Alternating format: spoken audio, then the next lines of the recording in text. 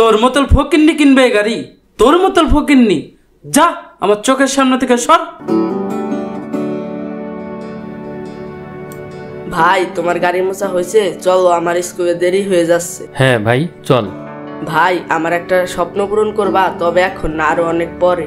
কি এমন স্বপ্ন বলতো ভাই একটু? ভাই আমাদের একটা হোন্ডা কিনবা? ভাই আগে পড়াশোনা করে বড় হও, তারপর সব স্বপ্ন পূরণ হয়ে যাবে ইনশাল্লাহ। ঠিক বলছো ভাই, আল্লাহ চাইলে সবই সম্ভব। তাছাড়া আমারও একটাই স্বপ্ন, অনেক সুন্দর দেখে একটা হুন্ডা কিনবো।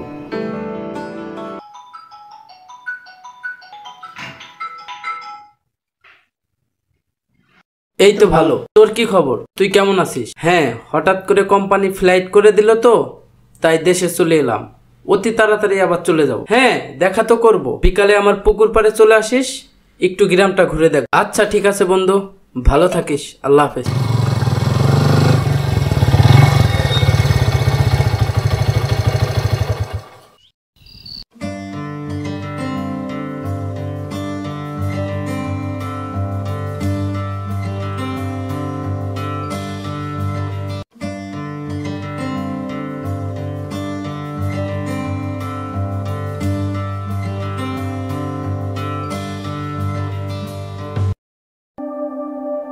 এই ফকিন্নির বাচ্চা, তোর এত সাহস কে দিছে? তুই আমার গাড়িতে হাত দিছিস? স্যার এদিক দিয়ে আমি যাচ্ছিলাম, তাই গাড়িটা দেখলাম। গাড়িটা দেখার পর একটু ভালো লাগলো। এরকম একটা গাড়ি কেনার আশা আমার, আল্লাহ তাআলা যদি তৌফিক দেয় তাহলে এরকম একটা গাড়ি আমি কিনবো। গাড়িটা অনেক ভালো লাগছে, এই জন্যই গাড়িটা দেখলাম। এরকম একটা গাড়ি আমি কিনবো। তোর মতল ফকিন্নি কিনবে এই গাড়ি? তোর মতল ফকিন্নি, যা আমার চোখের সামনে থেকে সর, যা। গ্রামে আসলাম একটু সুন্দর মনোরম পরিবেশ উপভোগ করতে, এখানেও যত নারী ডিস্টার্ব।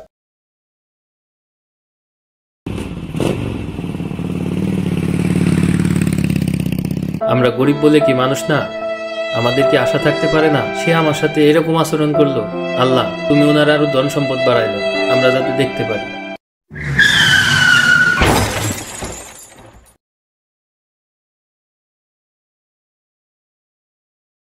স্যার আপনি অনেক ব্যথা পাইছেন, চলেন আপনার ডাক্তারের কাছে নিয়ে যান। না ভাই, আমার আর ডাক্তারের কাছে নিতে হবে না। একটু আগে তোমার সাথে যে আচরণ করছি, হয়তোবা তার প্রতিদান আমি পেয়ে গেছি।